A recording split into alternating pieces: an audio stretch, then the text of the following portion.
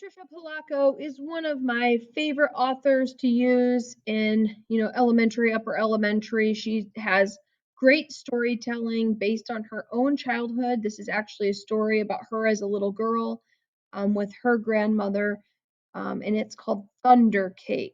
So it's her way of coping. She would get scared when there's thunderstorms, so her grandmother helped her get through that.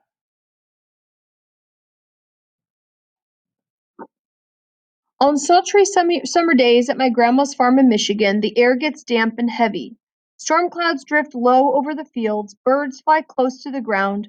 The clouds glow for an instant with a sharp, crackling light, and then a roaring, low, tumbling sound of thunder makes the windows shudder in their panes. The sound used to scare me when I was little.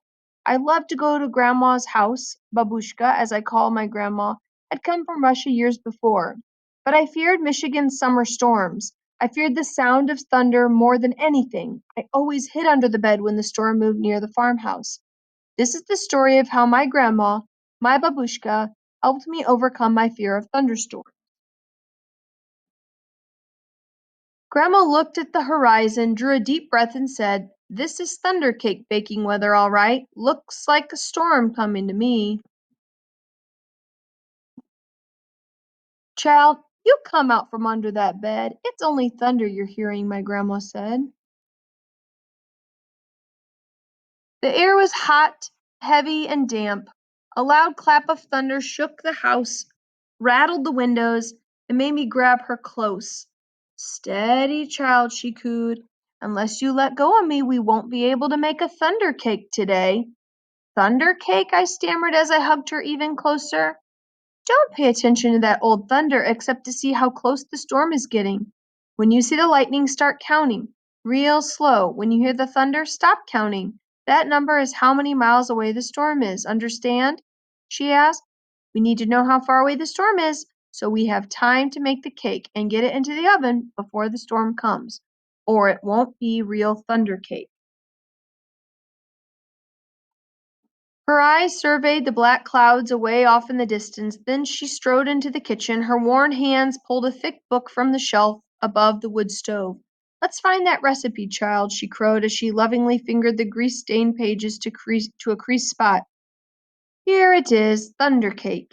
She carefully pinned the ingredients on a piece of notepaper. "Now let's gather all the things we'll need," she exclaimed as she scurried toward the back door.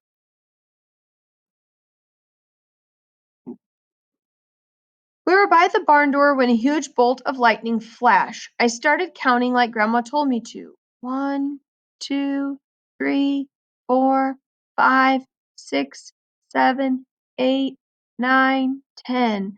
Then the thunder roared. 10 miles, it's 10 miles away, Grandma said as she looked at the sky. "About an hour away, I'd say. You'll have to hurry, child. Gather them eggs careful like," she said. Eggs from mean old Nellie Peckhan? I was scared. I knew she would try to peck me. "I'm here. She won't hurt you. Just get them eggs," Grandma said softly. The lightning flashed again. 1, 2, 3, 4, 5, 6, 7, 8, 9, I counted.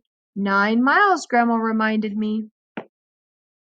Milk was next, milk from old Kit Cow. As Grandma milked her, Kit Cow turned looked mean right at me. I was scared. She looked so big. Zip went the lightning. 1, 2, 3, 4, 5, 6, 7, 8, I counted.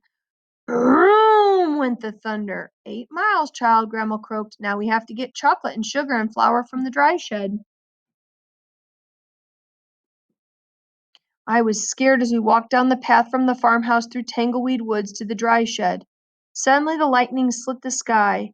1, 2, 3, 4, 5, 6, 7, I counted. Boom, ba-boom, crashed the thunder. It scared me a lot, but I kept walking with Grandma. Now this is on the old days farmhouse. We don't really have dry sheds and stuff anymore, but they used to. Another jagged edge of lightning flashed as I crept into the dry shed. 1, 2, 3, 4, 5, 6, I counted. Crackle, crackle, boom, kaboom! The thunder bellowed. It was dark and I was scared. "I'm here, child," Grandma said softly from the doorway. "Hurry now, we haven't got much time. We've got everything but the secret ingredient."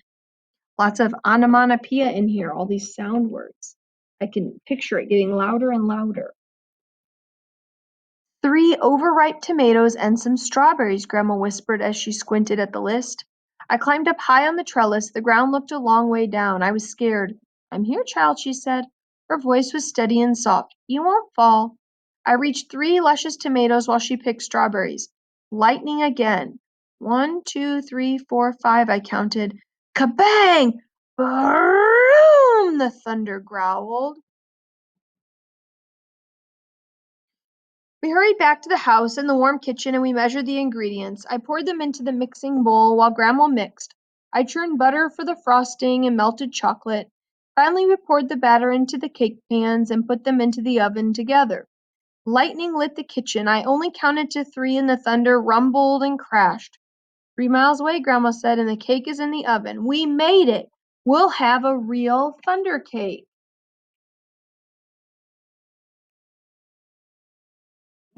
As we waited for the cake, Grandma looked out the window for a long time. Why you aren't afraid of thunder? You're too brave. Why you aren't afraid of thunder? You're too brave, she said as she looked right at me. I'm not brave, Grandma, I said. I was under the bed, remember? But you got out from under it, she answered, and you got eggs from mean old Nellie Peck Hen. You got milk from old Kit Cow. You went through Tangleweed Woods to the dry shed. You climbed the trellis in the barnyard. From where I sit, only a brave person could have done all them things. I thought and thought as the storm rumbled closer. She was right, I was brave. Brave people can't be afraid of a sound, child, she said, as we spread out the tablecloth and set the table. When we were done, we hurried into the kitchen to take the cake out of the oven. After the cake had cooled, we frosted it. Just then the lightning flashed, and this time it lit the whole sky. Even before the last flash had faded, the thunder rolled, boomed, crashed, and boomed just above us. The storm was here. Perfect, Grandma cooed, just perfect. She beamed as she added the last strawberry to the glistening chocolate frosting on top of our thunder cake. As rain poured down on our roof, Grandma cut a wedge for each of us. She poured us steaming cups of tea from the samovar.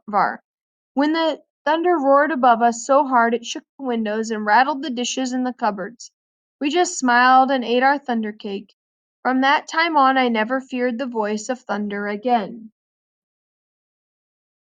There was a recipe for her thunder cake right there and you actually can make it. Um, so this story really teaches us a lesson about, fears and how sometimes fears don't always make sense. It can change. And Patricia Polacco does that quite a bit. And in this story, she as a little girl learned that she didn't have to be scared of a sound of thunder. And you might be scared of thunderstorms, but notice she got distracted. She did other things during it, so her mind wasn't on it and thinking about it the whole time. Maybe you have a fear that you can overcome, and you can maybe ask your grown up at your house and ask them how they would overcome that fear.